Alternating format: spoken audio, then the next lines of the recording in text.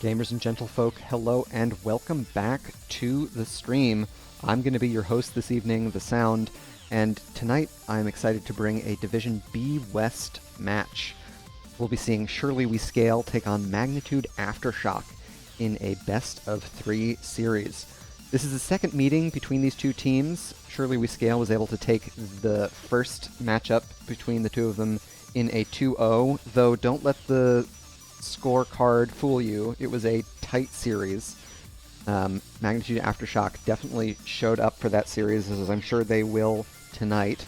And as they have for 3 of their past 4 series, they've managed dominations in 3 of the past 4 series they've played this season thus far.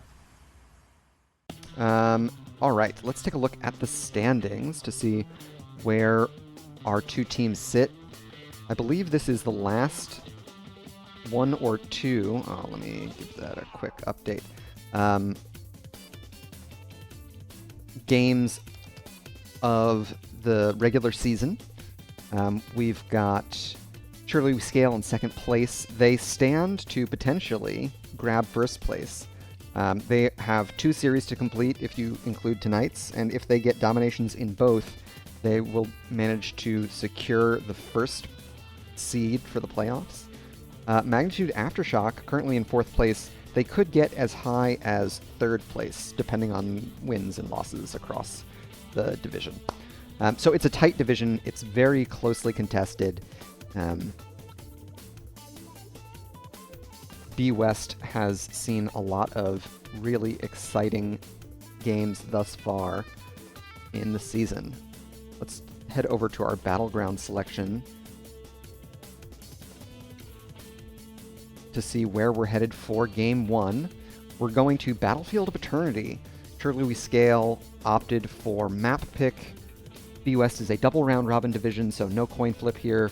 Home team just automatically gets to choose, and they opted for battleground selection. We also saw bans on Towers of Doom and Dragonshire for Surely We Scale, with Magnitude Aftershock banning out Sky Temple and Alterac Pass.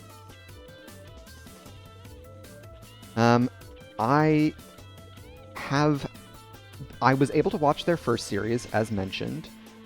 It looked really close between these two teams. Razor's edge in a lot of different team fight scenarios. And we did see Battlefield of Eternity for their first series. A little bit more convincing for Surely We Scale, but Aftershock certainly know their way around the battleground as well.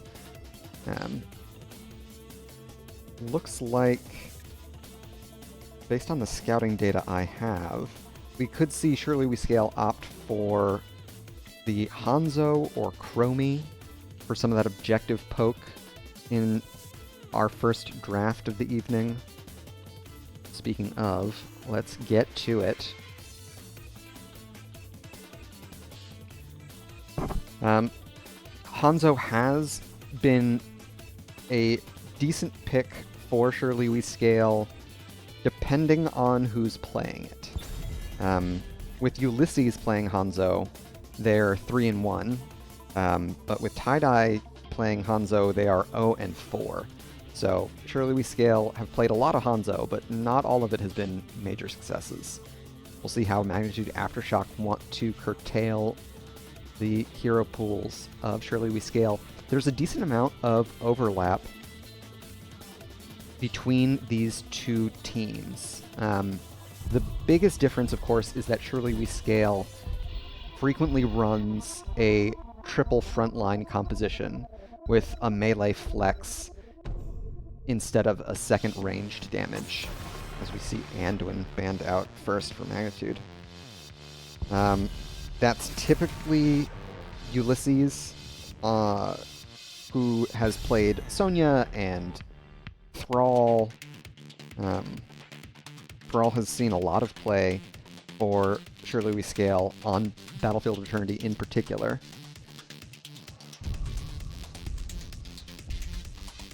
Rock Your World in chat already predicting the draft, probably with a great degree of accuracy. As we see the Chromie ban.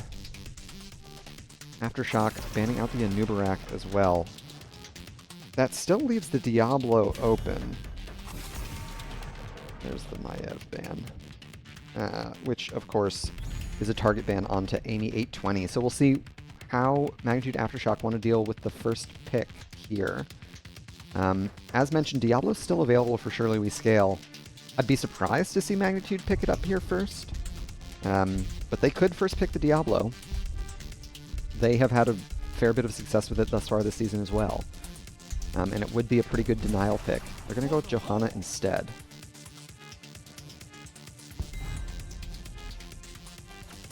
Alright. Ektar's favorite hero on Dahaka. And a little bit of Li Ming for Tie-Dye Tights.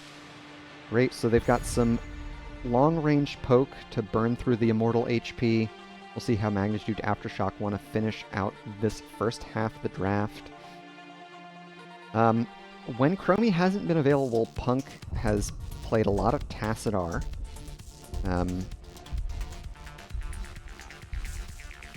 So we could see that before the next ban phase. Okay, Thrall snatched away for the offlane, and a Junkrat as well. So Surely We Scale have one fewer option for their triple frontline composition that they have shown a preference for earlier in the season. Magnitude Aftershock still need a healer. They've played a lot of Tyrande in the regular season, and so they're going to get banned out. Alright. Diet Llama, a bit of a Tyrande specialist. Surely We Scale, I would expect to see the Diablo ban here for Aftershock. Given memes to prowess on the Lord of Terror, it's going to be Rhaegar ban instead. Okay. So, really trying to limit the healer pool available to Kagamine Len.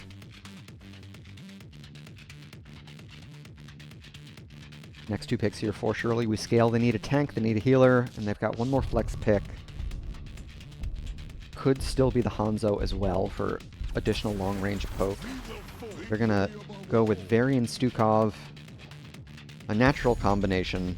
Both men of the military, both obsessed with killing exactly one target. We'll see how Magnitude Aftershock want to respond here. They need a healer and one more flex pick. Typically that's been Lucio and Tassadar, but I'm not sure how they feel about Tassadar on BOE. Greymane instead. Alright. Some more consistent immortal HP burn. Last pick here for Surely We Scale. I believe it's going to be the Hanzo, but it's really anyone's guess. Ulysses has been the largest wild card.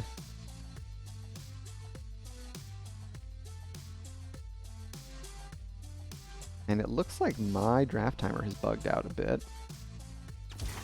Okay, so they're gonna opt for that triple front line with the Sonya instead. So let's take a look at our first couple of drafts.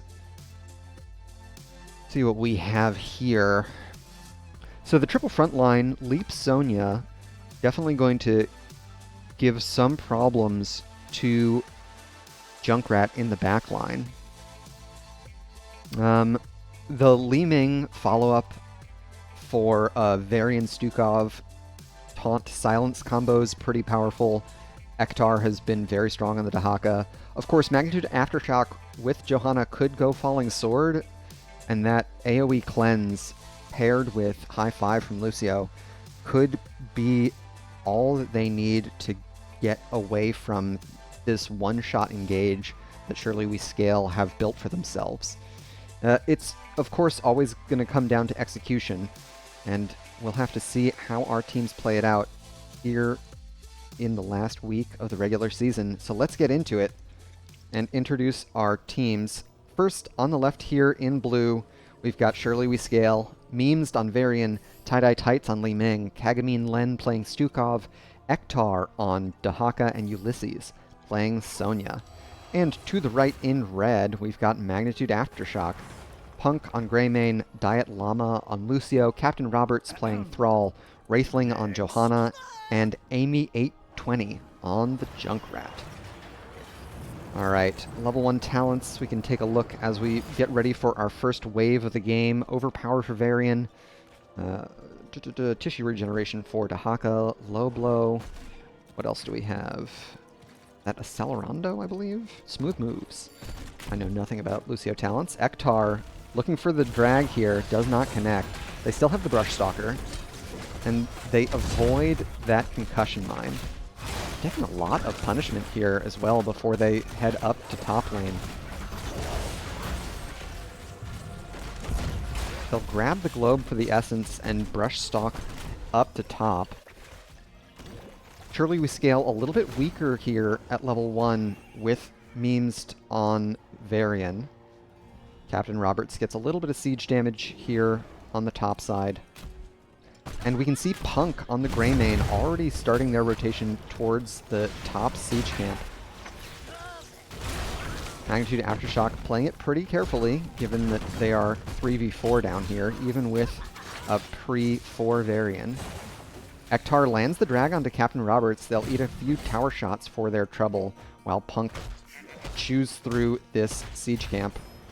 Surely We Scale suspect what's going on. Amy 820 with the Concussion Mine does bring some amount of point control and dissuasion.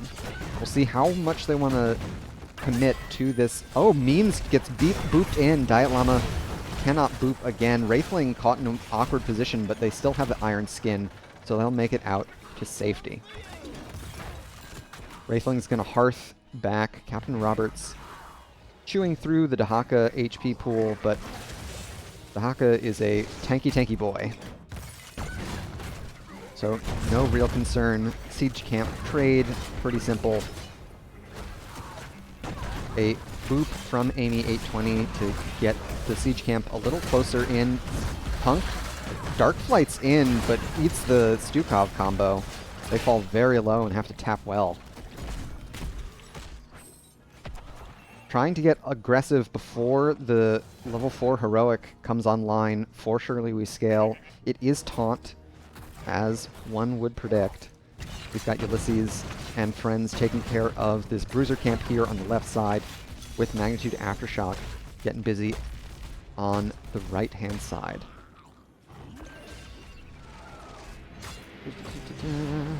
What else do we have? Thick Skin, so a more melee-focused build for Punk. Wraithling opting for Subdue at level 4. Slightly later timing on the Bruiser camp for Surely We Scale. Wraithling face checks the bush. They are able to get the Iron Skin off. Ulysses booped in now, but they've still got a spin. They'll be safe. Captain Roberts on the top side, threatening off Tie-Dye Tights and Kagamin Len. Captain Roberts and Amy getting through some of that Immortal, but Captain Roberts did not respect the Li Ming damage. First Blood goes over to Magnitude Aftershock. Looks like Ektar used the Brush Stalker to get in for that team fight. They've got Sonya racing. Ektar lands the drag onto Punk into the Immortal stun as well. A couple more autos will do it. That's another takedown. The taunt onto Wraithling. Ektar falling low. Ulysses all the while smacking away on this Immortal just about at the halftime mark. Means threatening Captain Roberts with another charge. And so a pretty sizable lead on Immortal HP for Surely We Scale.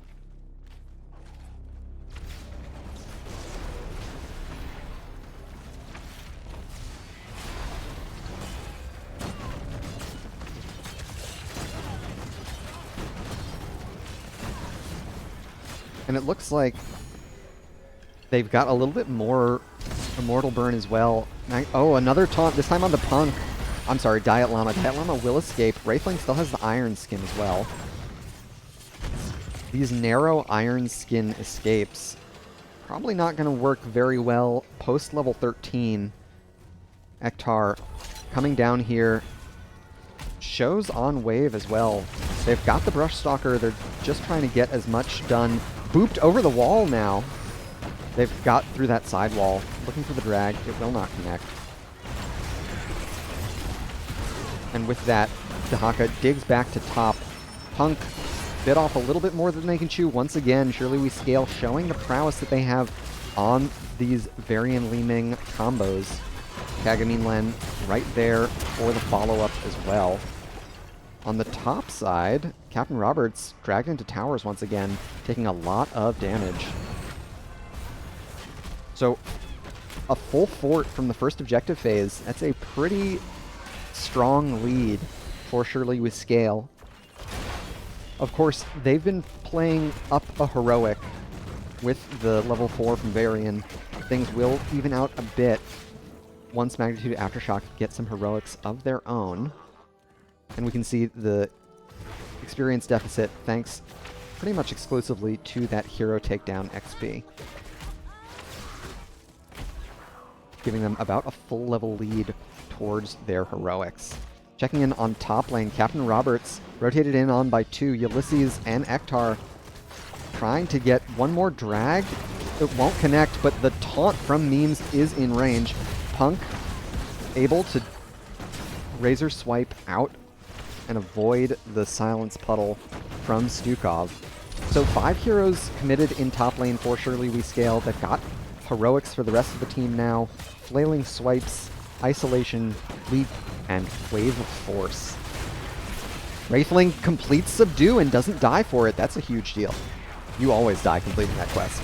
A Silence lands on to Punk, and the Wave of Force will complete the takedown. 5 unanswered here for Surely We Scale.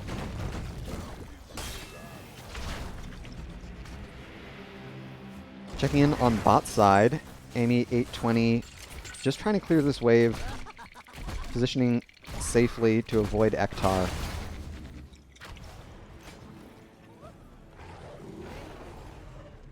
Magnitude Aftershock just a sliver away from their heroics. Looks like they're going to give up any sort of Immortal Burn, opting instead to go for their Bruiser Camp, which of course gives Surely We Scale a free halftime. But they've got heroics of their own now. High Five, Earthquake, Riptire, Cursed Bullet, and Johanna still considering. Ektar found in the bush here, takes a lot of damage, still has the Burrow and the Essence. There's the Earthquake drop. A huge leap lands onto 3. Captain Roberts will fall. First takedown, does that start the reset chain? Looks like Ektar missed the isolation onto Wraithling there. So Aftershock are going to have to get the consolation of perhaps a 5th of their Immortals HP. Ulysses still in pursuit. They've got leap up in 30 seconds, so it's not the scariest pursuit. About a level and a quarter lead for Surely We Scale now as they head towards the level 13 talent tier. They're doing a great job slowing Aftershock's rotation up towards the top fort. And with the Immortal as healthy as it is, Surely We Scale are going to get through this outer structure no problem. Their real... Amy 820 takes a lot of damage there from Tie-Dye Tights. Playing the angle on Li Ming very well. Level 13's just around the corner. Memezed booped in, eats the Blessed Shield. Captain Roberts in deep. He's going to escape sub 100 HP. Memes able to get back, get a little healthier with the Stukov. Wraithling has already committed their largest engage tool with Blessed Shield. Immortal down into melee form now. There's the taunt onto Johanna, and a takedown follows. Tie-Dye Tights opting for... Ooh, Glass Cannon at 13. Okay. Ektar does not connect with the drag, but it looks like Surely We Scale probably going to get through this keep, and they'll definitely be happy with that outcome. Other 13 talents. Oh, do we have Virulent Reaction? Very exciting. So, Kagami Len, potential for some major playmaking there with their ability to root targets now. Ulysses unlocking No Escape at 13. So Sonya's gonna be in even more hot pursuit. Looks like Aftershock will escape with that siege camp. Ektar escorting in the reciprocal siege camp on topside. They're looking for 13s of their own. This minion wave will get them very close. And I think they're doing the right thing, staying grouped up as 5. They don't have to walk too far away from this bottom keep to get the experience, while Surely We Scale continue to push it towards them. And their safe play has gotten them safely to level 13. There's a pretty good power spike for Johanna, as well as for Greymane, both getting a little bit more damage output with Blessed Hammers and Unfettered Assault. Of course, they have to walk into the middle of the battleground without too many vision tools. Amy 820 brings some to bear on Junkrat, but it's always tough to walk into a Varian composition. Surely We Scale happy to play this patient game. They've got a Bruiser camp in bot, they've got a global in top. They're getting the side lane pressure. Wraithling trying to eat the combos from Tie-Dye Tights to slow down this race. But it means that they're down below 50% HP. Ektar walking in on the top here. Gets the drag onto Wraithling, immediately blows up the Johanna. Oh, the posturing from Aftershock kind of biting them in the butt there. It's level 16s now for Surely We Scale. Banner of Dalaran is going to make these combos from Tie-Dye Tights hit even harder, especially with Mirror Ball here at 16.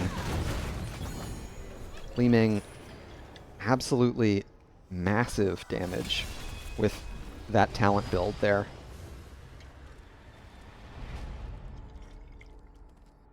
So a full shield Immortal headed for the bottom keep. The keep wall has already lost a tower and a gate. So this could be it. We've also got percent damage for Ulysses. We've got elongated tongue for Ektar.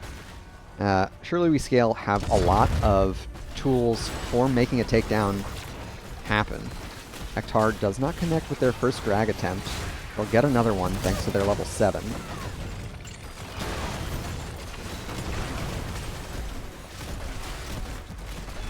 Magnitude Aftershock continues to position relatively carefully, but no one stops Ektar from grabbing one with the drag.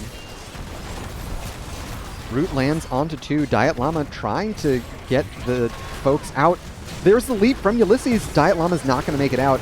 Lots of Surely We Scale falling low.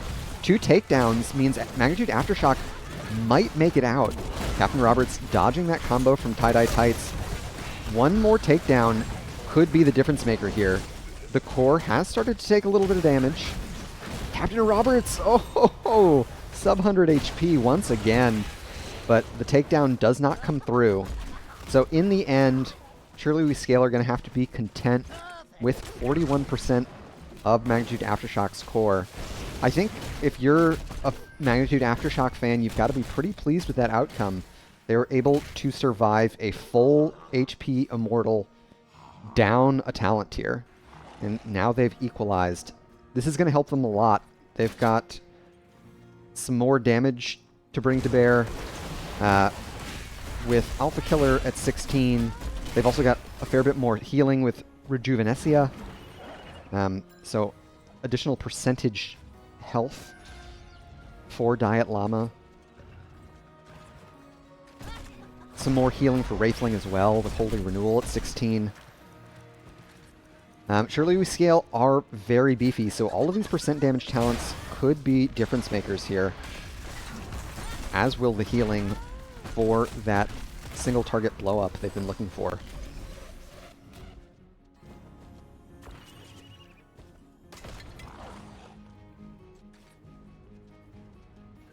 Ektar escorts in another wave before taking a safe position. Magnitude Aftershock trying to find the Apex Predator, but they're unable to stop the Dino before he heads back home. This is a truly dire situation for Magnitude Aftershock. Surely We Scale can kind of just run them around the battleground. Magnitude Aftershock need to find a fight. There's the Blessed Shield onto Kagamine Len, and the target swaps to Memes. 2 takedowns immediately. That was the fight that Aftershock needed. Wow. Excellent set of takedowns there. Making back most of the hero experience. That is a huge momentum shift. And they'll get a free halftime show. Still 30 seconds until they're back at full fighting force. Surely We Scale kind of just have to twiddle their thumbs. And a perfect objective spawn for Aftershock here. Tie-Dye Tights is going to be able to get through some of this Immortal HP, but Punk and Amy 820 likely going to be able to chew through it a little bit faster. You know, I said that Surely We Scale wasn't going to get as much done, but I really underestimated how much damage Li Ming does with Glass Cannon and Mirror Ball. So, in the end, Surely We Scale chew through most of that shield that they had to contend with. And Captain Roberts is stuck clearing catapults back at the core. There are 3 mounting thus far. Ektar's going to put as much pressure as they can there to threaten an end-game scenario, and then likely dig in to join the rest of Surely We Scale here. Magnitude Aftershock would love to get through this fort, at least to relieve some of that catapult pressure here, but they don't feel safe. They know the dig is incoming. Amy 820 dodges both the drag and the leap. Wraithling is going to escape with the iron skin. Whew. They narrowly dodge the Storm Talent advantaged fight that Surely We Scale was looking for. They secure bottom fort as well. So a big, big shift for Magnitude Aftershock. Just living there was another win for the red team. They'll get this Bruiser Camp. Diet Llama walks right into Memes. Oh no, Tie-Dye Tights falling low here. Wraithling trying to get through them. Punk takes out the Li Ming. Memes falling low here. Wraithling gets another blind for the heal. A root under towers. Memes has the last couple of procs. Ektar lands the drag. I think this is a dead Captain Roberts for sure. Yeah, that's another takedown. 2 for 1 in favor of Surely We Scale. Of course, they don't have their main ranged damage. It is a little sketchy. There's the leap in. Ulysses dodges the Blessed Shield. Punk taunted up, and they will fall. Ulysses falling low here. Amy 820 gets the spread volley connected. And so this core push looking a little bit difficult for Surely We Scale. Aftershock doing a solid job defending. There's the low blow. Silence onto Wraithling. They don't have their unstoppable. Memes pushed under the core once again. Kagamine Len just now locking in Controlled Chaos for their Storm Talent tier. What else do we have? Mixing Fire, Wind Rush, or Wind Fury for Thrall. It is Wind Rush, because Wind Rush grants Wind Fury. What do we else? Blinded by the Light, Extra Oomph for 820. Extra Oomph could be a big difference maker as well. With how much Surely We Scale have been clumping up in these fights, getting those resets, Wraithling trying to put a lot of damage onto Ektar. They connect the Blessed Shield onto 3. Diet Llama unable to connect, and still a pretty long cooldown for the Riptire. So not the outcome I'm sure Aftershock were hoping for. Captain Roberts finds Ulysses down here on the bot side. There's the taunt onto Wraithling. Diet Llama falling low, and they will fall as well. Tie-Dye Tights falls. Punk is low, as is Captain Roberts. They get a couple takedowns here. Amy 820, the sole survivor for Magnitude Aftershock. Ulysses, Memes, and Ektar a little bit split on the decision making. Ektar wants to push the waves in. Everyone kind of, well, I mean, Ulysses and Memes kind of low here. Amy 820, of course, has a wet paper bag for an HP pool. So these healthy melees could just walk up to the core and get business done. There's a 20-second cooldown on Riptire here. Ulysses has leap in the next 15 seconds. Amy 820 has to dodge around. Luckily, the catapults aren't joined in, but Magnitude Aftershock doesn't look like they're going to survive this one again. And that'll do it for game one. Surely We Scale able to take it after some major heroic plays from Magnitude Aftershock. In the end, Surely We Scale were able to leverage that early game advantage for the victory. The late game was absolutely nuts. Tie-Dye Tights being the sole ranged damage dealer for Surely We Scale made it a little tricky for them to get those wins. That is, like, taking the core down after they lost their Glass Cannon Li Ming. Let's take a look at our post-game stats. See where we're at. Tie-Dye Tights, 13 takedowns in total, 53,000 hero damage. Of course, Amy was able to do the lion's share of the hero damage for Magnitude Aftershock. The takedowns kind of tells the whole story, though that late game surge from Magnitude Aftershock was excellent to see. Tie-Dye Tights with the Calamity Glass Cannon combo. That is some trust in Kagamine Len right there to keep them alive in those team fights. I almost wonder if Captain Roberts had opted for Earth and Shield at 20, if that would have been the difference maker. That additional shield HP could have been the thing that stopped Tie-Dye Tights from getting those resets. Alas, Surely We Scale come out on top. Very strong showing from the home team. And so this will give our... head over to the Battleground selection here. This will give Aftershock the first the option for first pick or map pick. I'm interested to see where they head. Looks like we're going to be headed to Infernal Shrines as chosen by Magnitude Aftershock. Excellent, excellent. So another battleground where a triple melee composition is pretty well favored.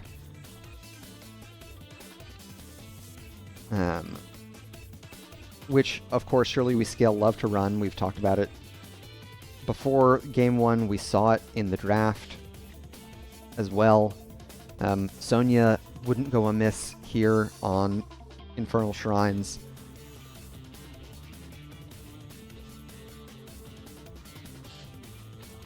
Magnitude Aftershock.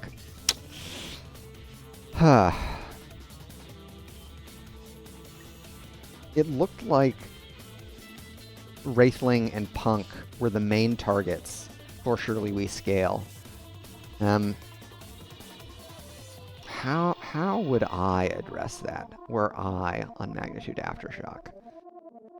Perhaps getting rid of the Varian. Of course, I mentioned it for Game 1, it's true for this battleground as well. Infernal Shrines is excellent for Diablo, which Memes has shown some prowess on earlier this season.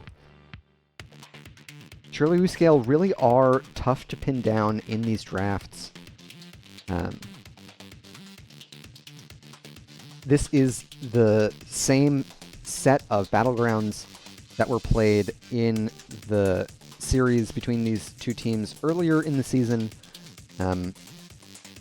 The Battlefield of Eternity game was a little bit more one-sided for Surely We Scale this time around, but if their first meeting of the season is any indication of how we'll end up on Infernal Shrines, then this is going to be a long game. Lots of back and forth in their first series on Magnitude Aftershocks, and they were able to clutch some fights, and Surely We Scale were able to clutch some fights. It's really anyone's guess how this second battleground will go, and I'm sure Magnitude Aftershock would love to manage to bring us to Game 3.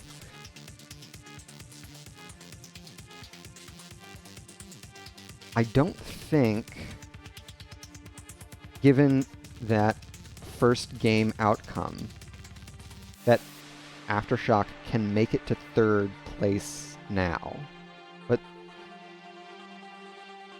no, they can win 3 points. So it would depend on their head-to-head with Clouded Minds, which I don't know offhand.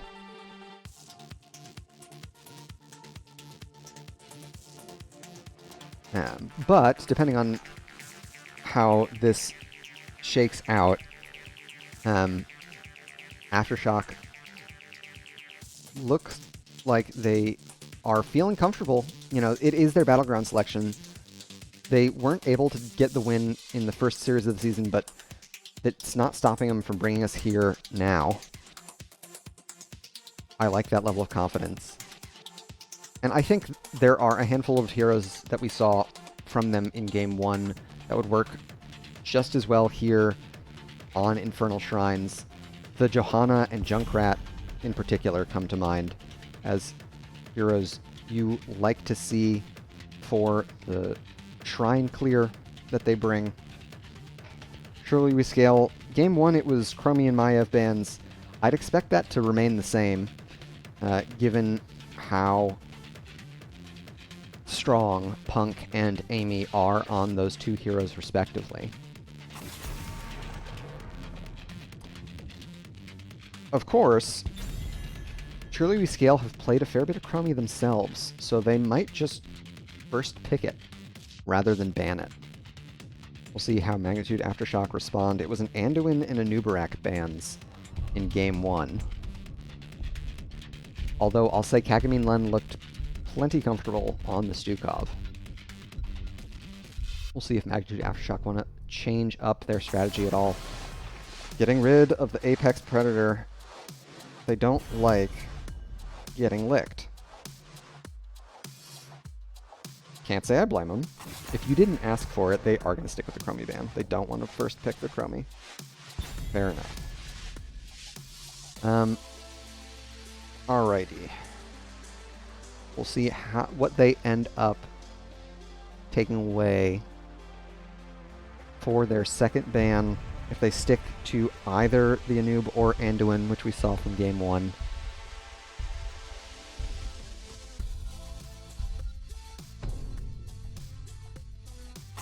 Stukov instead. Alright. So, pivoting to deal with what they saw in Game 1, we'll see which hero Surely We Scale feel is the most important to snag away from Aftershock now that they are the first pick team.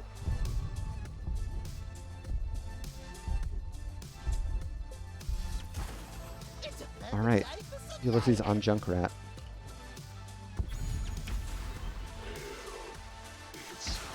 An immediate response on the Tychus Diablo.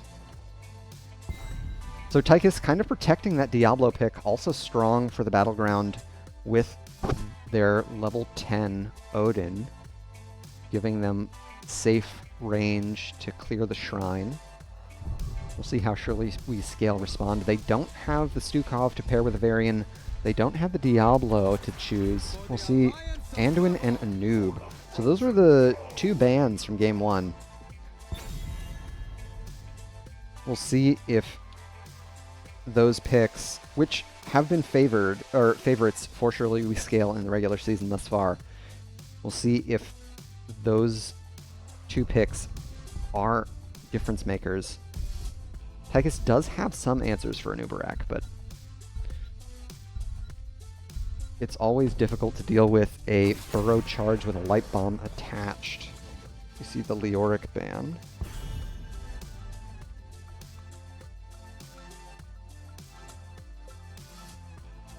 I'm a bit surprised by that. I would have expected a Sonya ban. Ektar has played some Sonya as well as Ulysses this season. And there's the Tassadar ban. So, once again, targeting Punk's hero pool a bit.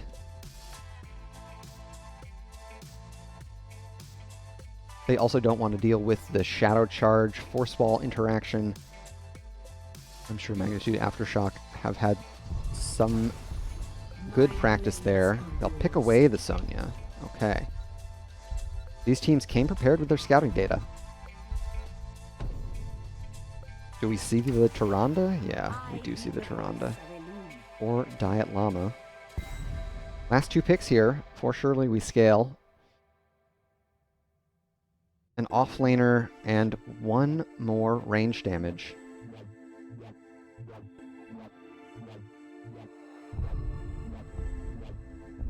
I actually don't know what Tie-Dye Tights would pick here. Some auto attack damage, perhaps. D.Va. Ektar, the only offlane player I know still playing D.Va. Power to him. He makes it work. And now the last pick for Punk. See where the captain is pushed within their hero pool. They've got burst damage from Tychus. They could use a little bit more long-range poke, I think. Of course, the Tass and Chromie taken away. And so they'll opt for Li Ming themselves this time round. Okie doke. So let's take a look at our drafts for game number 2. Diablo, Tyrande, Li Ming, Tychus all work really well together. However, the Shrine Defenders are gonna get in the way of Li Ming's damage a lot of the time.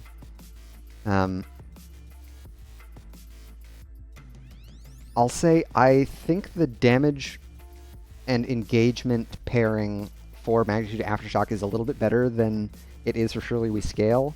Junkrat and Sylvanas paired with Anubarak isn't quite the level of blow-up I might hope for. But of course, it could be anyone's game here. Both teams very comfortable on the battleground. We'll have to see if Magnitude Aftershock can take us to a game 3. Surely We Scale looking to stop them and get another domination. We've got memes on Anubarak, Tie-Dye Tights on Sylvanas, Kagami Len on Anduin, Ektar playing D.Va, and Ulysses on Junkrat. To the right in red, Magnitude Aftershock trying to take us to a third game in the series. We've got Punk on Li Ming, Captain Roberts on Sonya, Diet Llama on Tyrande, Wraithling on Diablo, and Amy on Tychus. What do we have? Extra Spell Shield for memes with Nerubian armor at level 1. That is definitely an Anduin talent, and I know Anduin talents. Even-handed Blessings. Oh, there's the boop in. Wraithling caught with the Steel Trap. First takedown. They trade for a half takedown onto Ektar's mech. But Diablo's still relatively weak here in the early game. Punk slowing the rotations, getting some cheeky damage, despite having lost their main tank.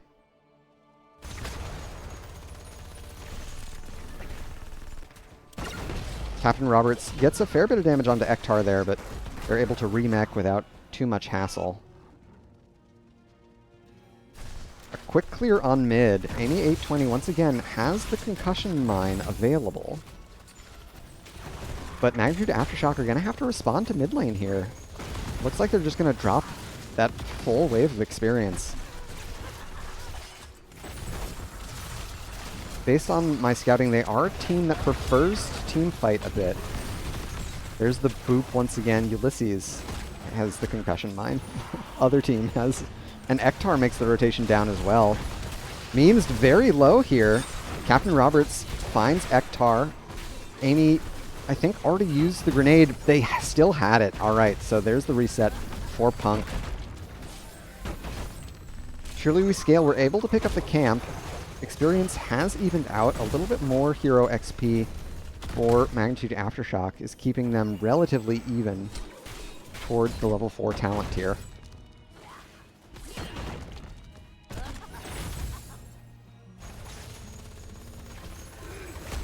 Magnitude Aftershock already showing more signs of life than in Game 1. I think it was 7 or 8 takedowns unanswered for Game 1, so definitely a lot happier with this early game compared to on Battlefield of Eternity. Kagamilan and Tie-Dye Tights getting through this bruiser camp on top, while Amy and Diet Llama do the same for Aftershock. First objective is a Frozen Punisher in bot lane. Very powerful pushing tool. We've got level 4s on both sides. Overwhelming Affliction. Piercing Light. Sure. Man, D.Va's got talents. What are they? Aggression Matrix? So, reducing healing and lowering the cooldown of Defense Matrix. Alright. Fun. Magnitude Aftershock a little bit earlier for the first couple of defenders, but Captain Roberts is still showing in top lane. Ektar has a self-destruct prepared, so that'll potentially secure 10 Shrine minions. Wraithling falling very low. They pop the Soul Shield, and looks like that'll be enough to get them out. Just 500 HP. Captain Roberts has joined the fray. 23 objective minions for Surely We Scale. Up to 32 now. Yeah, I don't think Magnitude Aftershock have a chance of getting back in here. The most they can hope for is to find some takedowns on the backside. Wraithling unwilling to commit the Shadow Charge. Instead, Magnitude Aftershock gets safely behind their fort wall to get their fort involved in this takedown. On the top side, Captain Roberts committed most of their time to getting that Bruiser camp pushed out, but it didn't end up getting much done, unfortunately. We've got level 7s on both sides. Wraithling dodging the concussion mine. We see a lot of that percentage damage. It's all from Tie-Dye Tights on the Sylvanas with their level 1. Overwhelming Affliction, Stable Poison 4. Festering 7, sure.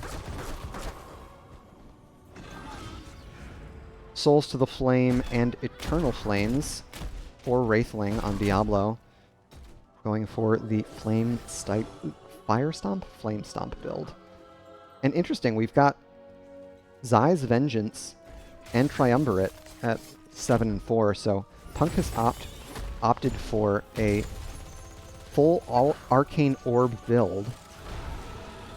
Ektar found in mid, but they're going to be able to skate out to safety. Captain Roberts stalling this rotation. I like this play from the Sonya. Of course, Surely We Scale take the opportunity that Magnitude give them to get through the rest of the bottom fort, finish off the first structure of the game. Aftershock was busy attending to their safe siege camp.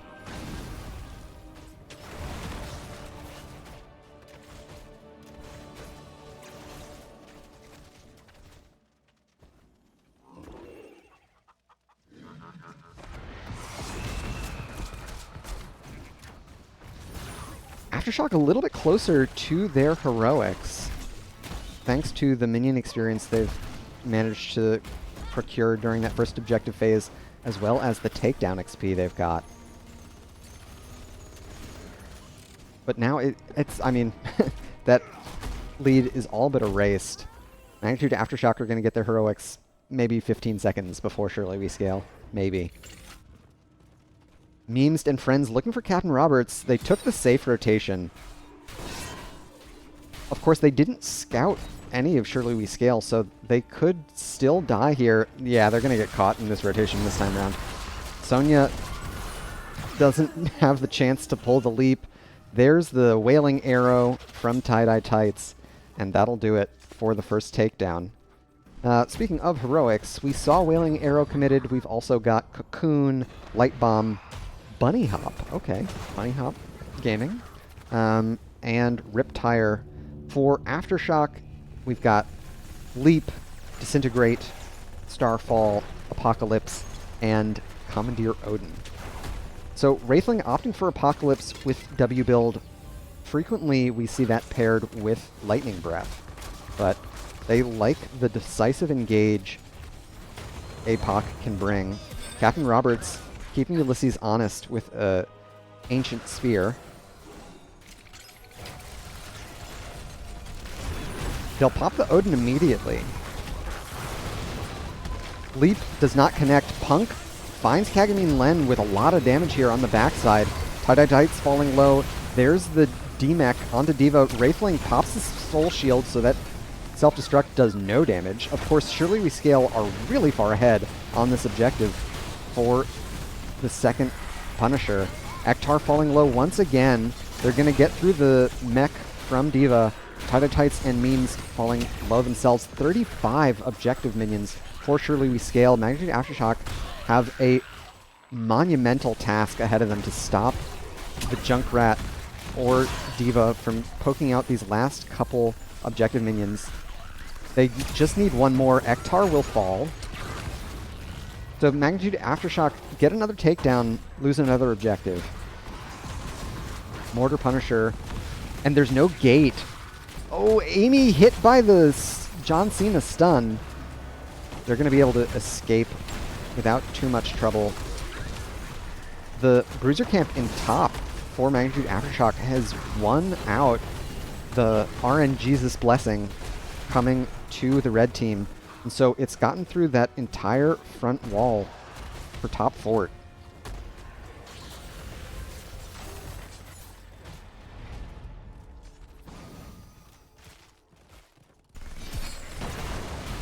I like this invade from Aftershock.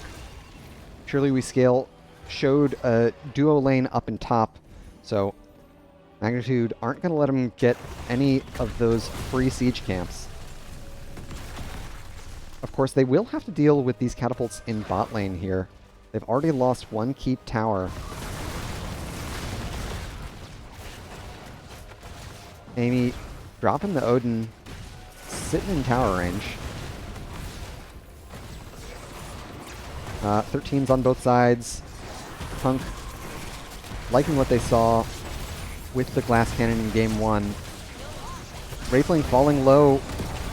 Very low, in fact. Kagamine Len's the target. Memes falling low as well. Ektar gets the stun onto Amy.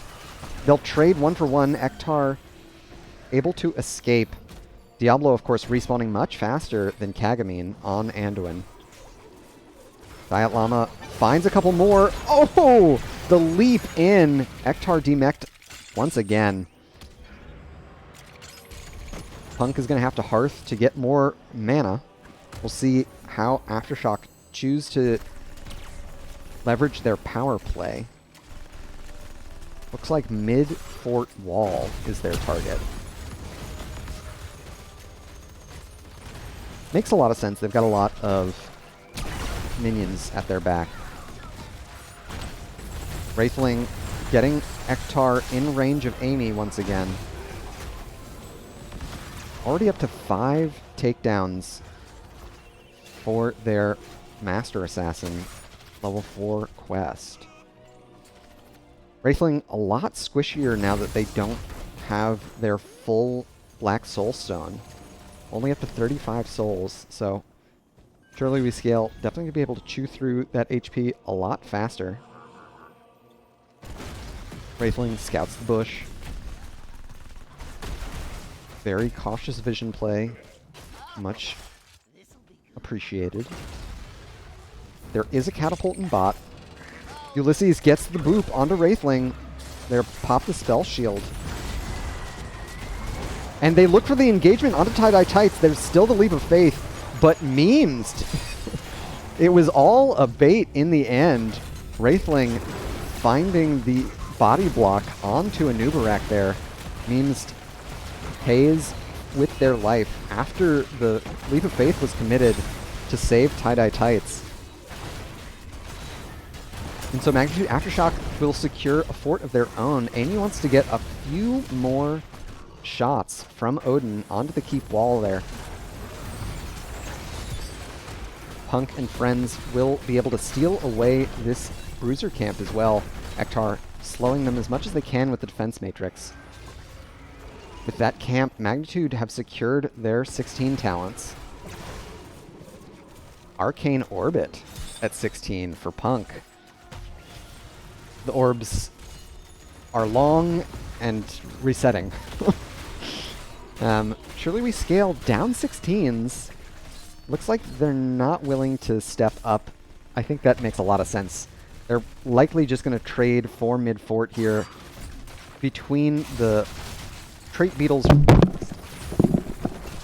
the black arrows from Tie-Dye Tights. They'll make quick work of this fort. And still be on time for the defense of their top fort.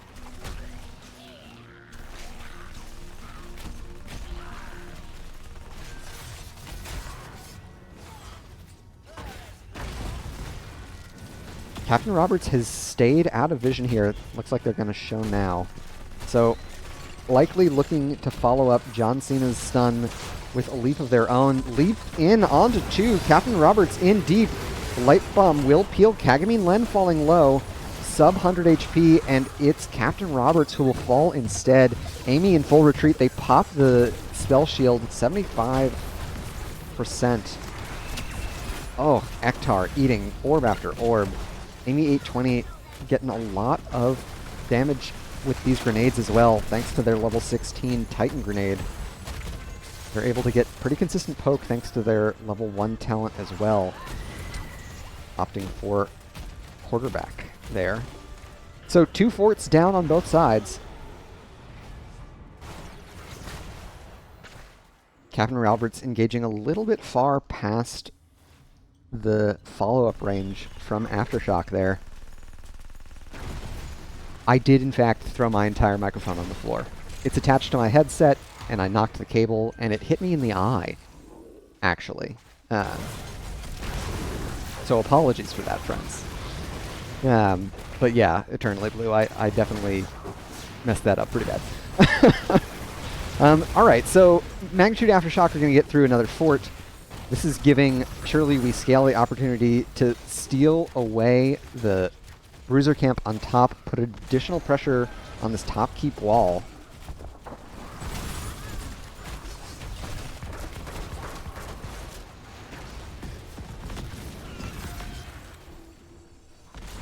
And they're going to get out to tell the tale. Looks like the keep tower is the only casualty of this invasion. Double siege camp in mid. It's going to get hung up on this minion wave. Next objective will spawn in mid lane.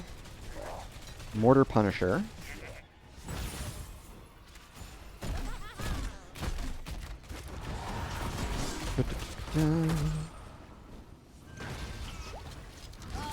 Surely we scale a little bit faster on the rotation for that bottom siege camp. So Magnitude Aftershock unable to chase down the blue team. Once again, we're neck and neck towards our next talent tier.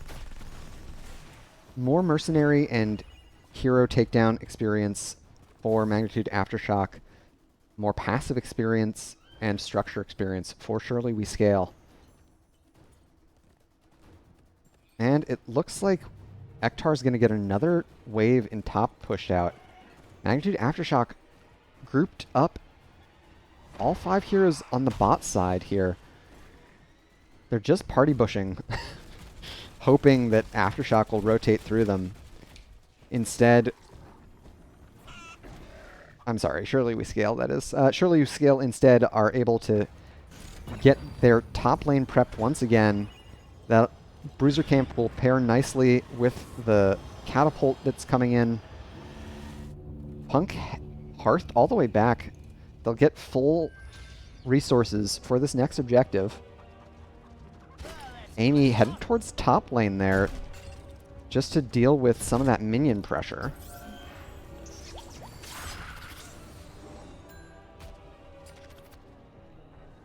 Ektar scouts the bush here. We'll get a quick boop.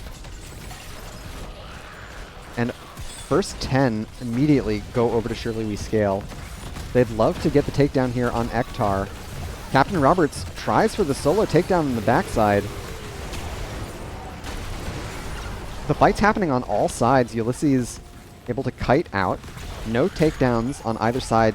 Once again, Surely We Scale pretty far ahead.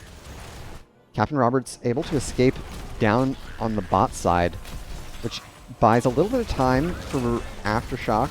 Ektar falling low once again. Wailing Arrow finds Punk, and there's the Light Bomb engage.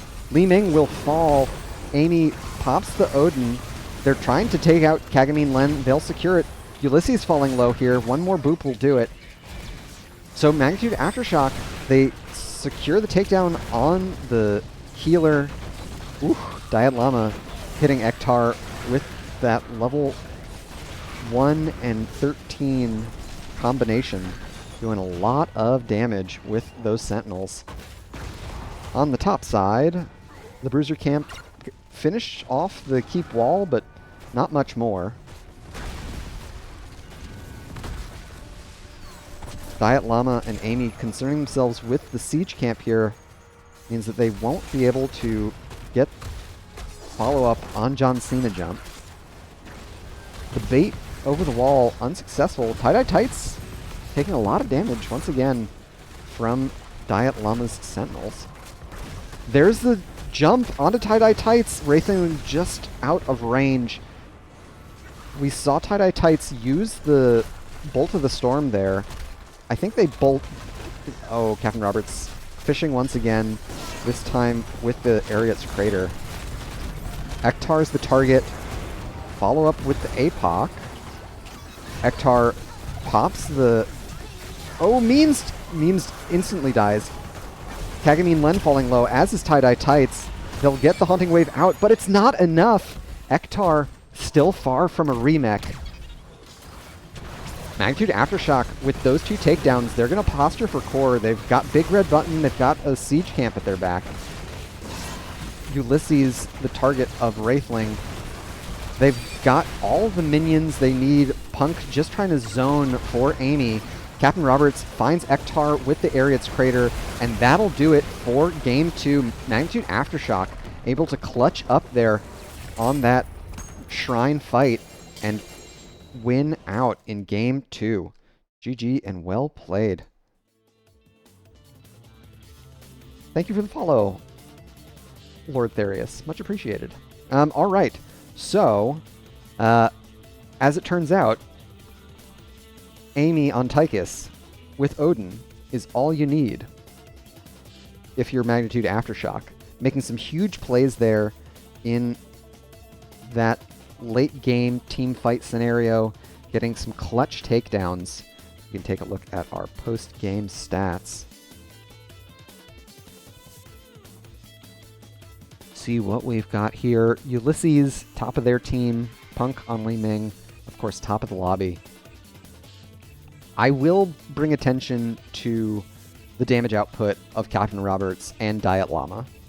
It's a high-octane team fighting team. That is a lot of damage on your support and offlaner. Checking in on our builds. Diet Llama opting for Cleansing Light at 16, Celestial Alignment rather, Attunement, I know the difference, and Shooting Star at 20. Anything out of the ordinary? Oh, the Disintegrate upgrade. I'm not accustomed to seeing that. Temporal Flux for Punk at level 20. Everything else pretty standard. Stop and Pop for Ektar. I don't know anything about Diva 20s, so I'm going to assume that Stop and Pop is the natural choice if you go Bunny Hop at 10. Let me know if I'm wrong in the comments, in chat, what have you. So there you go. Game 2 in the books. A strong showing for Magnitude Aftershock. As I kind of hoped for and alluded to at the beginning of the broadcast, it is a tight matchup between these two teams. Their positions in the standings, 2nd and 4th, don't necessarily betray how well matched these two teams are. Their first meeting of the season, equally tight. Magnitude Aftershock getting the better of Surely We Scale here in that second game. And Diet Llama on the Tyrande definitely seemed to be a pretty big difference maker.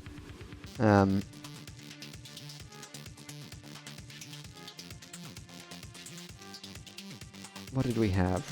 Ranger at 1, Harsh Moonlight at 13, Spell Armor at 7. Okay, yeah, I mean, Tyrande definitely not the most common hero in this day and age, but when played well,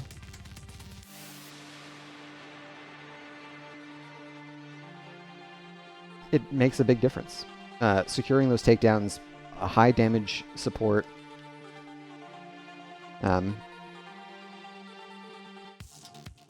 it makes a difference.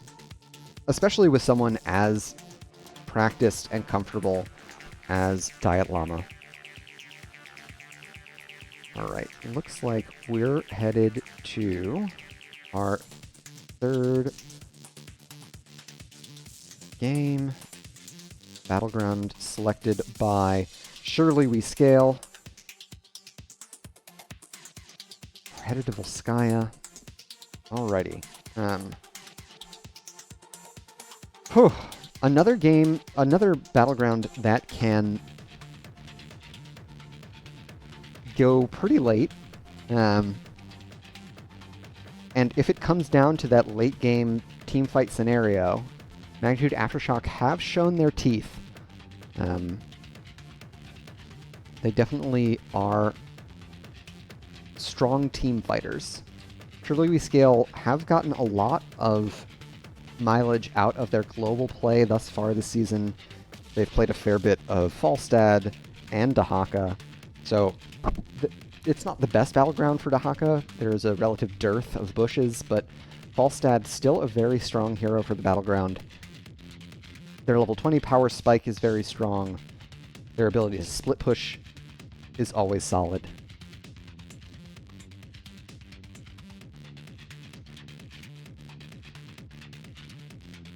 And it looks like we should be off to the races here shortly for our third draft of the evening. So let's get into it without any further ado.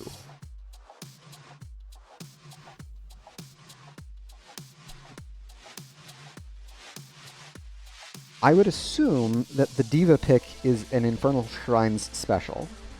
I'd be surprised to see Ektar on that again for Game 3.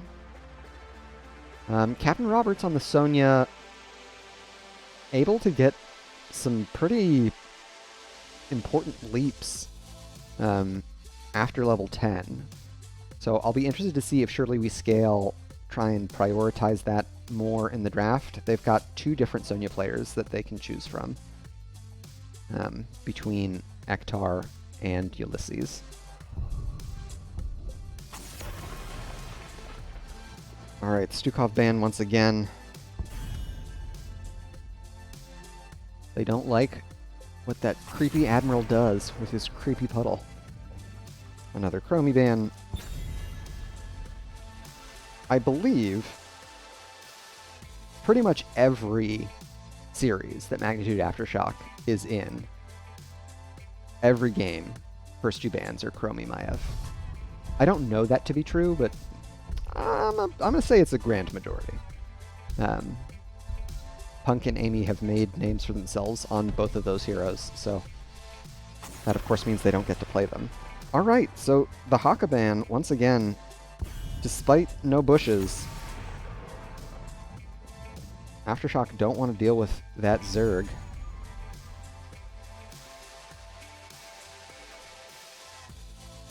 Alright, first pick for Volskaya.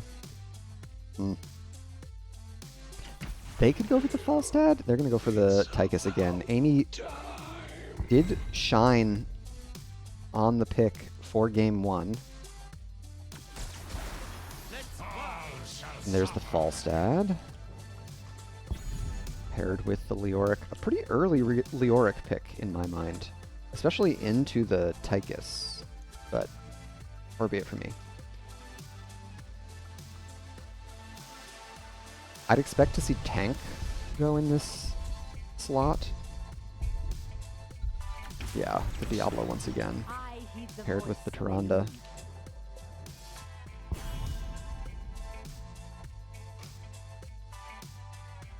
Magnitude Aftershock, if it ain't broke, don't fix it. Keeping their 3 heroes from game 1.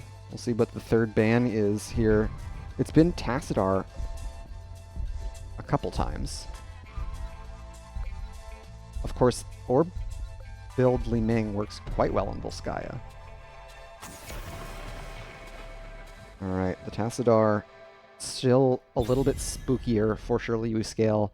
Once again, I'm going to chalk that up to the pairing with the Diablo. The interaction between Force Wall and Shadow Charge is extra punishing. Next ban here for Aftershock. I'd expect an Anubarak ban. But maybe they were happy with how well they were able to blow up the bug, opting instead for the Johanna ban. Oh no, why would you do this? It's a Stitches composition.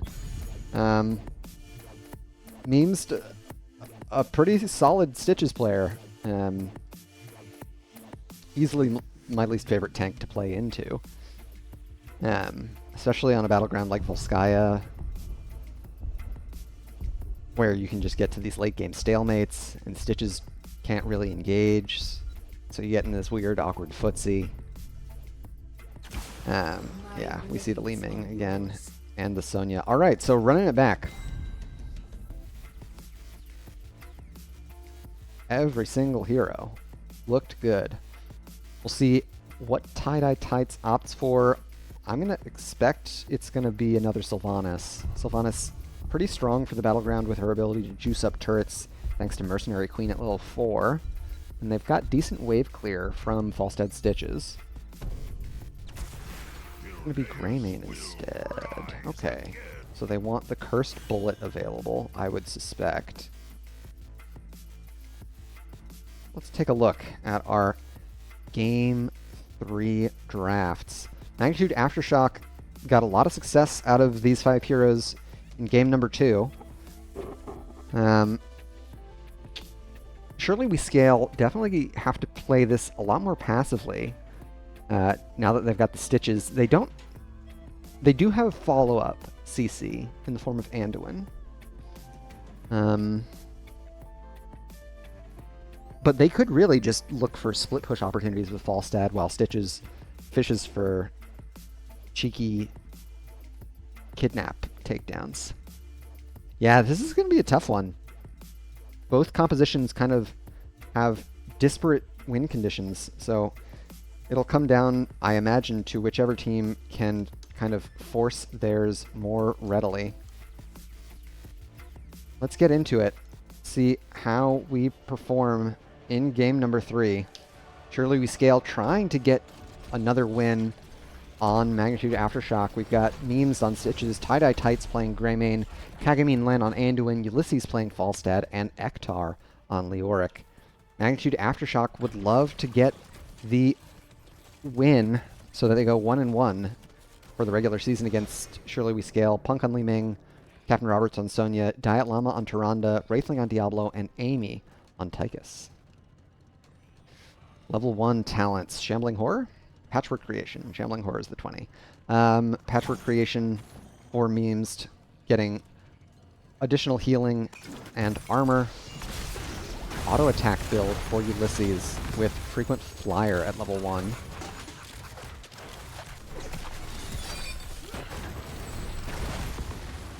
What else do we have? Quarterback, makes sense. Oh!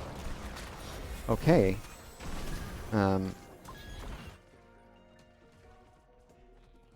Not what I'm accustomed to seeing at level 1, but Devil's Due. Potentially giving a lot of healing. All of the objective fights happen pretty close to lane, so Wraithling will be able to secure globes and get a massive HP bar once they get a few more souls in their Black Soulstone. Ektar made the rotation mid.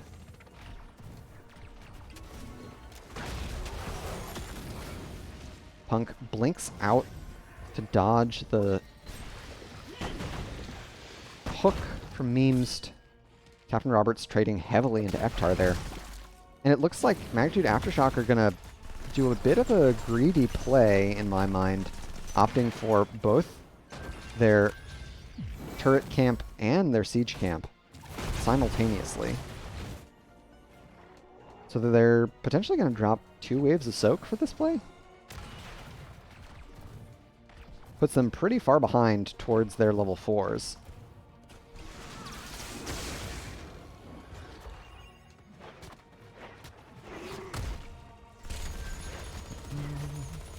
Piercing Light for Anduin, Hammer Games for Falstad.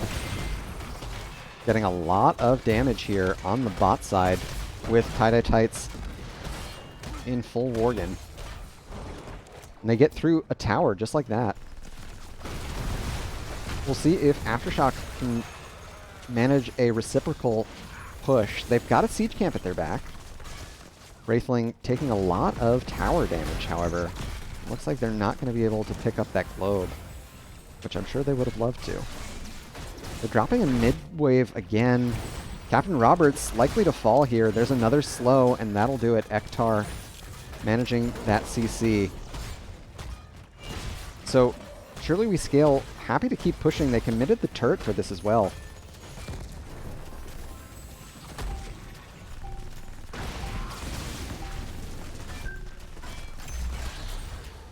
So Ulysses has slowed the push, but I think Aftershock could very well get through this keep. Tychus, one of the higher auto attack DPS heroes in the game. They commit the turret for it. Wraithling stuns onto Ektar, and that's the takedown. That's a reset for Punk. Wraithling's gonna fall. Amy 820 able to escape there. So Surely We Scale pick up 23% of the objective and bot fort. Magnitude Aftershock unable to match that. Captain Roberts getting a fair bit of split push here, so both teams trying to drag the other around the battleground. Punk and Amy will finish off the top fort. This is giving Surely We Scale the opportunity to get Tie-Dye Tights onto another wall, so they secure a little bit more structure experience, up to 500, thanks to the 4 fort towers they've managed.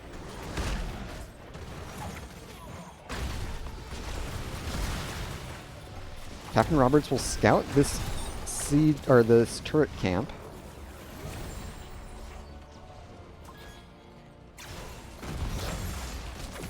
Memes looks for Wraithling with the hook. There's the stun onto the Stitches. They drop the turret. There's Leap of Faith. Ulysses falling kind of low here. Wraithling has to kite away from the Drain Hope from Ektar. Surely We Scale would love to get a little bit more percentage, though they have a pretty nice amount thus far. Looks like they're going to play it a little bit more passively. They've got Ulysses up in top lane looking for that minion experience. They're very close to their heroics. Chalk that up to their hero takedown experience as well as far superior minion experience. So it looks like Surely We Scale are willing to trade. Ektar eats the Seeker from Punk. There's the takedown. Ulysses in. Oh, Captain Roberts falling low. Tie-Dye Tights low as well. Looks like Magnitude Aftershock will manage to win the down heroic fight. Ektar a little too far stepped up there. And so first objective goes in favor of the red team.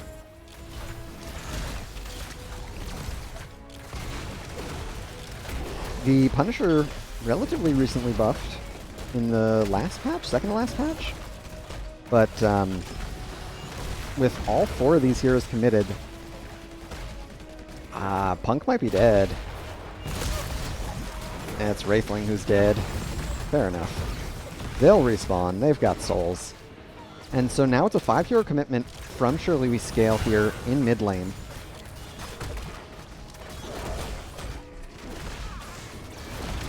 Oh, there's the engage onto Ulysses. Tie-Dye Tights falling low here.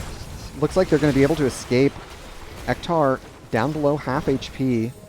Punk cannot connect the Arcane Orb.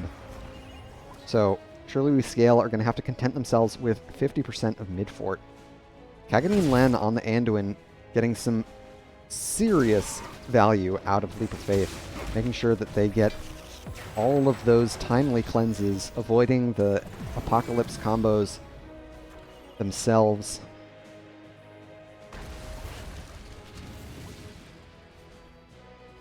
Alright, Catapult in top lane for Magnitude Aftershock. And a double stack wave here in mid. There's the hook onto Wraithling. A stun immediately onto Tie-Dye Tights. And there's the overpower. What a great prediction from Diet Llama. Immediate follow-up from Captain Roberts with the leap. Ektar will fall 3 for nothing. Of course, mid-fort did go down. But I'd expect Magnitude Aftershock to get a reciprocal push, especially with the Seeker from Li Ming and Ulysses having to tend to that top siege camp.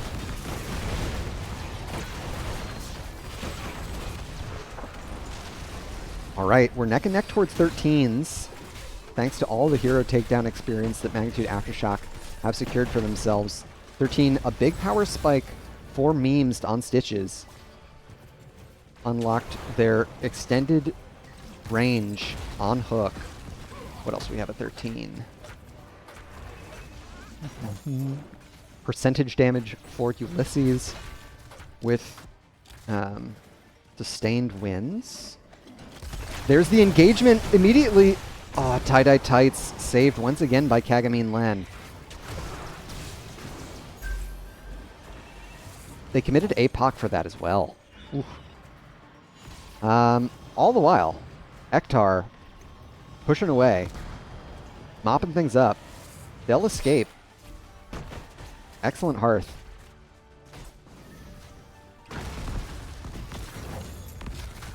What a sidestep from Wraithling. Well done, dude. I get hit by the hook 10 times out of 10, because I am terrible. So, structure advantage for Surely We Scale. Magnitude Aftershock still pretty far from their next round of heroics. There's the Gorge onto Wraithling. I don't think Diablo makes that out. No chance. And Diet Llama caught in the Entomb now. Oh, Captain Roberts leaps over the wall and drops the turret, but Ulysses gusts away their backup. So 3 takedowns in favor of Surely We Scale. I'd expect them to get a fair bit of push done here on top lane as Ulysses immediately splits off on the Falstad. Do they have... Yeah, they've still got their flight available as well.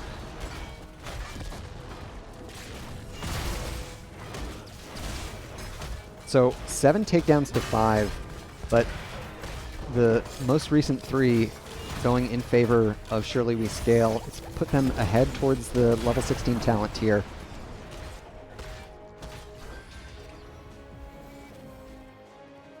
Kagamin Len now has 2 charges of Leap of Faith thanks to Glyph of Faith, which they've already shown a great deal of prowess on with 1. Magnitude Aftershock has had a lot of success when they've managed to get Captain Roberts onto the Anduin. But Kagamin has done an excellent job positioning safely to avoid those scenarios. This top wave from Aftershock should secure... Oh no! Diet Llama caught by memes! That Tyrande is one dead duck. So Magnitude Aftershock secure their 16 talents. Oh, there's another hook, this time onto Wraithling. They'll fall. They have souls, so they'll be back soon. Tie-Dye Tights falling low.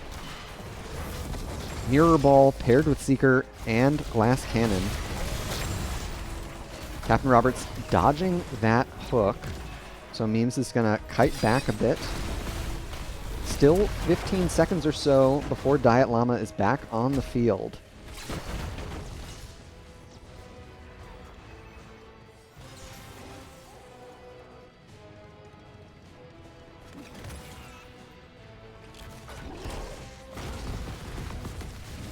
There's the hook. Finds Amy. Will they drop the turret? They don't have to. Oh, there's the engagement onto Tie-Dye Tights. Okay, Diet Llama's here. They'll get the takedown and find the biotic emitter as well. So, lane state in bot, not the best for Aftershock. They're still going to try and get some amount of push done here.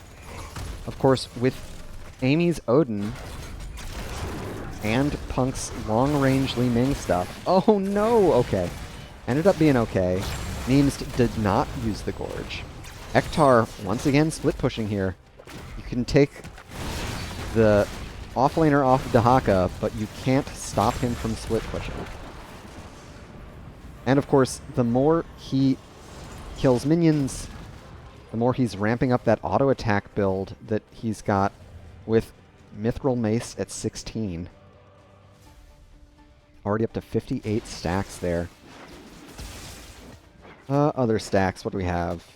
6 on Master Assassin, 74 souls, 40 additional stacks for Frequent Flyer.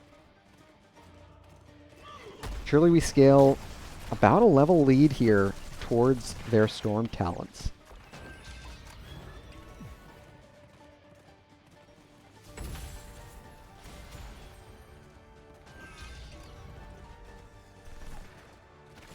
Magnitude Aftershock spending a lot more time grouped up.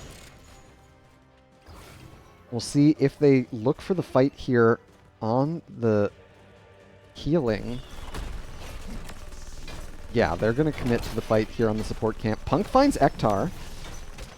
Wraithling hooked in. There's the pull. Kagamin Len times out the light bomb perfectly. Ulysses falling low. Wraithling will fall. The second hook does not connect. They still have Entomb available. They're not going to chase it. Ektar eats another Sentinel.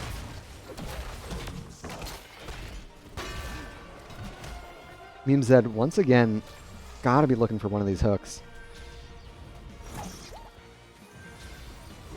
Narrowly misses 820 Amy there. Still 25 seconds for Wraithling. And we've got 20s online for Surely We Scale. Master Hooker. Hunter's Blunderbuss.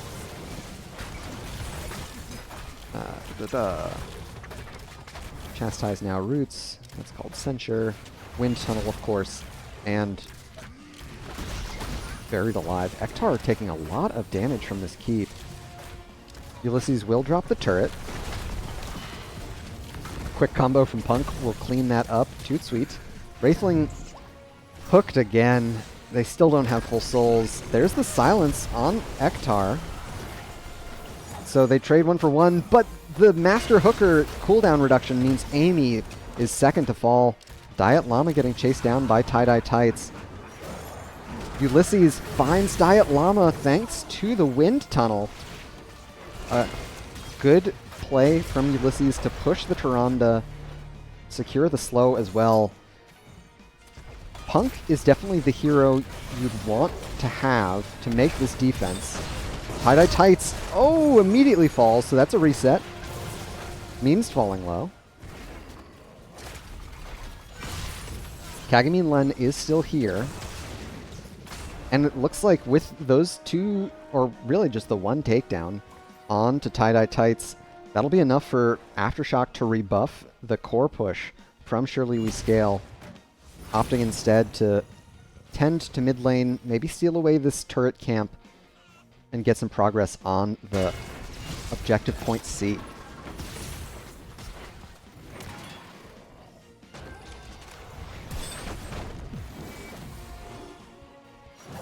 Storm Talons on both sides. Ariat's Crater we've of course already seen.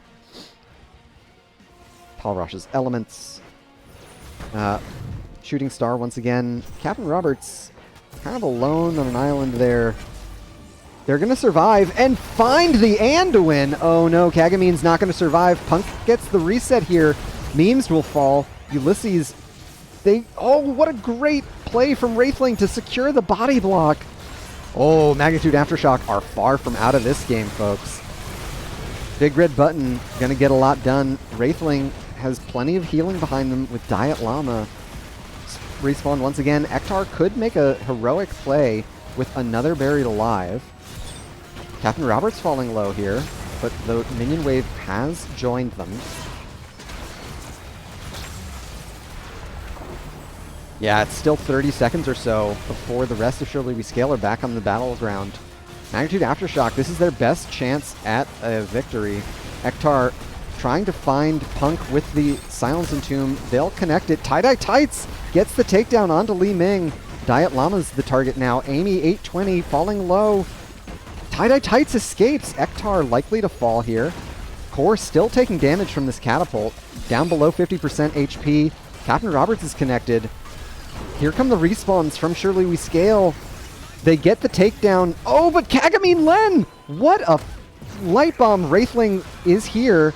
The gust from Ulysses. Oh my goodness.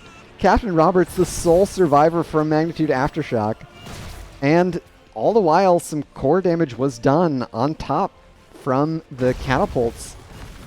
Surely We Scale far from out of the game. Wow. What a back and forth this is. Ektar understood what he had to do to save the game, getting the Entomb on the Li Ming with Tie-Dye Tights in range to follow up. A few more combos from Punk and that would have been the game for sure. Punk and Captain Roberts back up and immediately they get the leap and kill Ulysses. This game is not going to end. Not like this. Magnitude Aftershock are committed. There's another Entomb! Punk caught again! Oh, Kagami Len's the target here. They use the Desperate Prayer. Captain Roberts eating so much damage from Ektar on the Leoric. So Kagami Len will fall. Captain Roberts hooked back in, and that's the takedown. Wraithling, they're going to be able to escape. Woo! Back and forth, back and forth. So many takedowns on both sides. Of course, the constant catapult pressure in bot lane is a little bit better than the constant catapult pressure in top lane. Magnitude Aftershock with this siege camp are going to be able to relieve some of that pressure. Surely We Scale cannot find a reciprocal camp on the bot side. So Aftershock are going to secure another support camp.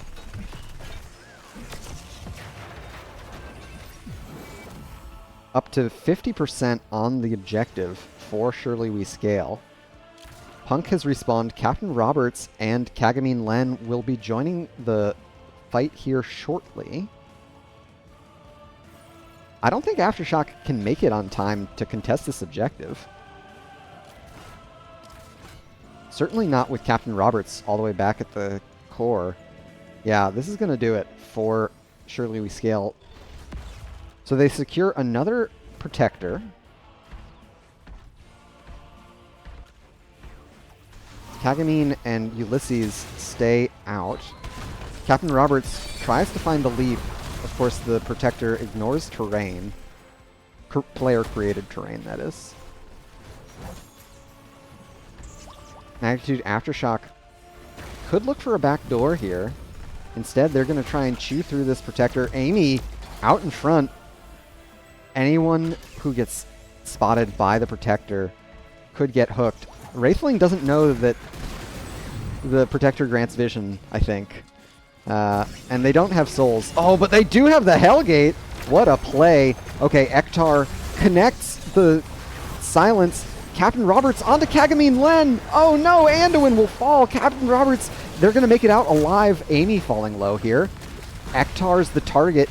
Amy and Punk connected once again. Oh, but Ektar's going to make it out sub 100 HP. Punk absolutely destroying this protector here. Another hook, this time onto Wraithling.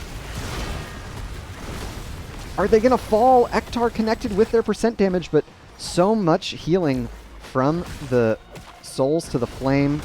All the while, Punk, Captain Roberts, and Amy are set up on the core. And this is going to do it. Magnitude Aftershock take it in the end. After some serious back and forth, they're able to close it out. GG's to our two teams. Holy guacamole, friends. That was a crazy game. Did not expect it to happen back and forth quite as many times, but both teams understood the primary target that they needed to isolate and get the takedown on for the save. You can take a look at our post-game stats here. Tie-Dye Tights, top of their team. Punk, top of the lobby overall as far as hero damage is concerned. Captain Roberts, they figured it out that it was all about finding Kagamin Len. And so in those late-game team fights, getting those Anduin isolations with the Ariat's Crater at 20 was the huge difference maker. So Magnitude Aftershock able to take it after a really tough game one. Strong mental fortitude kept him in the game. And in this game, fewer takedowns, but it's not about hero takedowns, friends. It's all about core takedowns. So there you have it. Let me get set up for an interview. It looks like I'll be joined here shortly.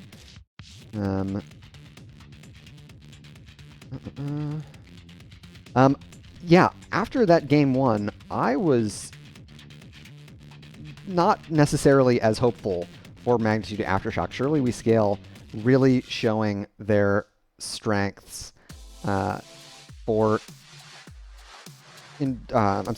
of Eternity in particular. And games 2 and 3, razor's edge, but it ended up being the late game team fighting prowess of Magnitude Aftershock that made all the difference. So let's head over here. Welcome, welcome. How is it going? Man, that's a crazy game 3. How are you feeling after your 2-1 victory? Oh, man. Okay. Pumped. Freaking pumped. That was a great series. What a Game 1 turnaround. was a super bummer for us. Yeah. I mean, after game 1, I was like, man, I've been in those games. I know how difficult it can be to keep morale up. What was it like going out of game 1 into game 2? How well are you able to keep each other focused and ready to play the next battleground? a tough question.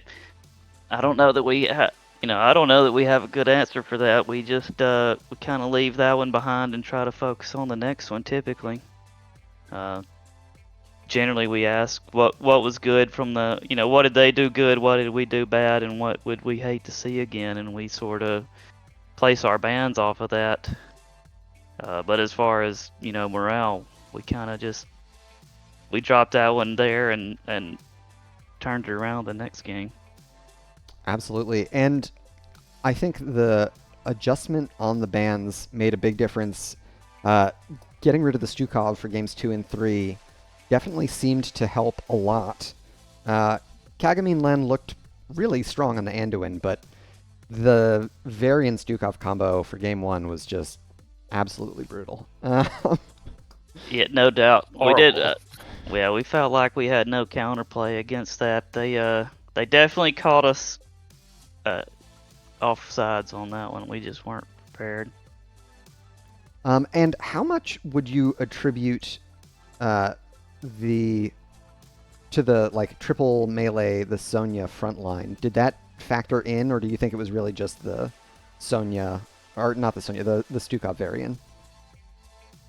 For me, like on Greymane, I feel like it was the Varian Stukov. I really couldn't do anything. I wanted to burn, I couldn't do that because people were there. I wanted to fight, and I couldn't do that because people were there.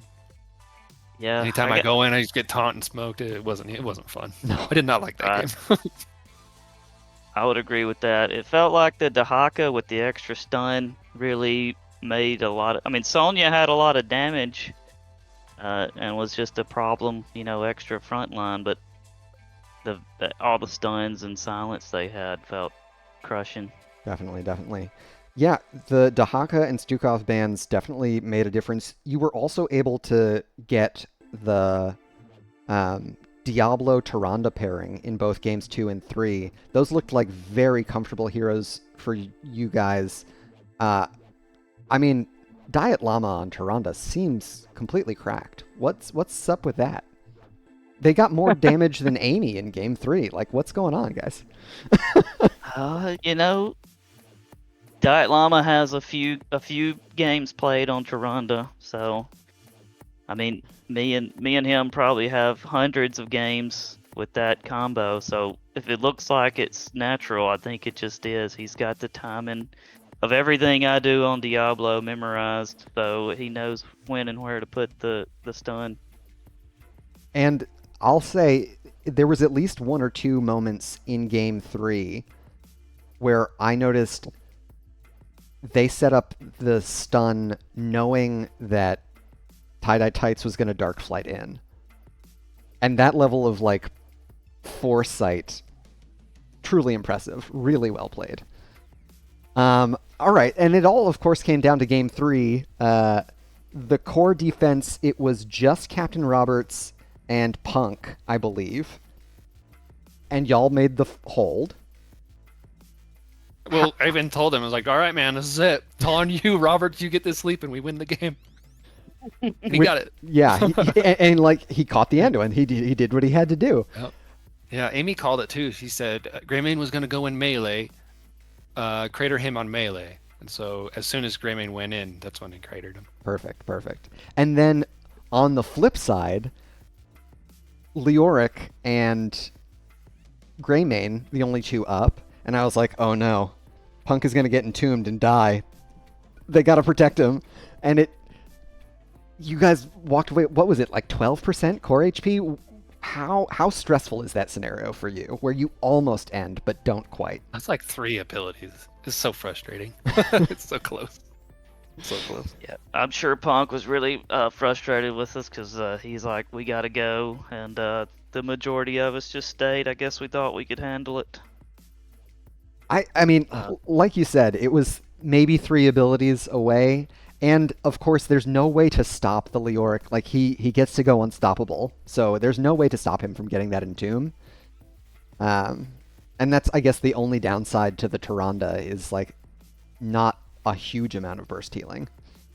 But y'all stayed in it. Once again, Captain Roberts, time and time again in those late game team fights, found Kagamin Len with the craters, took the leap of faith of it all out of the equation and ended up securing the win for y'all. This is the last series of the regular season for you guys, is that correct? That's right. Yep. Nice. So you're locked in for the postseason. Do you know who your first round opponent is, or is it to be determined? Ooh, I'm I not think sure it's yet. to be determined. There, 'Cause Surely you- We Scale has another game, and there's 2 other teams with 1 game left. So You it's, guys, this win brings you up to 26 points. So you're tied in points with Surely We Scaled and Clouded Minds. that's right. Clouded Clouded Minds Minds has a still have a game to play. series, yeah. And Surely We Scale has another game to play. I think Surely We Scale's against Bork. I looked at this Yep, that's right. earlier today to see like where's the best that either team could finish. I think y'all can potentially finish at third. And you guys have the first round buys as well because of the double round robin division. So yeah, your playoff bracket is so far over my head. We were looking at it before the game, and I gave up. I was like, it's too much for me to figure out. Is there any team that you're looking forward to matching up against as you get into that postseason? All of them. Heck They've yeah. all been very close. I would Well, love I kind of hope we personally. make it to roll roll one. one. Yeah. Ah! Well, I know Rock Your World was with us in chat watching along, so I'm sure they're excited at the prospect of They're- facing off against y'all as well. They're such contenders. They're fun to play with too. Awesome, yeah. I mean, it seems like it's a really tight division all around. Like, absolute slobber knocker of a match tonight. Your first meeting of the season was also pretty darn close. 2-0, yeah, but like not really. I saw those games. It was pretty close. All right, I'm going to stop talking your ear off. Before I let you go back to celebrate with the team, the floor is yours for any shout-outs you want to give.